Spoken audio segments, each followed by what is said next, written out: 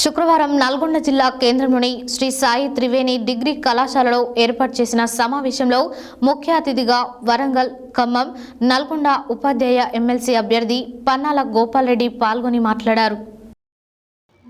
శుక్రవారం నల్గొండ జిల్లా కేంద్రంలోని శ్రీ సాయి త్రివేణి డిగ్రీ కళాశాలలో ఏర్పాటు చేసిన సమావేశంలో వరంగల్, ఖమ్మం, నల్గొండ ఉపాధ్యాయ ఎమ్మెల్సీ అభ్యర్థి పన్నాల గోపాల్ రెడ్డి పాల్గొని మాట్లాడారు.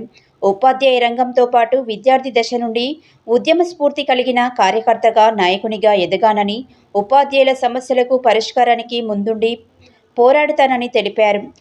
ఉపాధ్యాయ వృత్తిలో 32 సంవత్సరాల పాటు విధులు నిర్వహించి ఉపాధ్యాయుల సమస్యలను దగ్గర నుండి చూడడం జరిగిందన్నారు.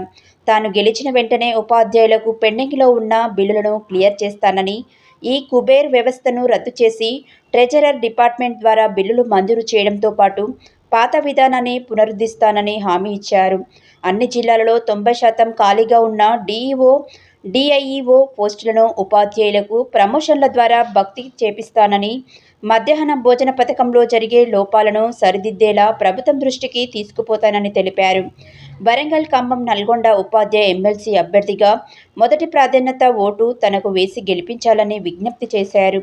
ఈ కార్యక్రమంలో టీజేఎస్ జిల్లా సెక్రటరీ నాగేశ్వరరావు, ప్రభాకర్ రెడ్డి, శ్రీనివాస్ రెడ్డి, నరేష్, కళాశాల ప్రిన్సిపల్ తన్నీరు ఉపేందర్, నరసయ్య, శ్రీనివాస్ రెడ్డి, వెంకట్రెడ్డి, సంతోష్, రవలి, మల్సూర్ పాల్గొన్నారు.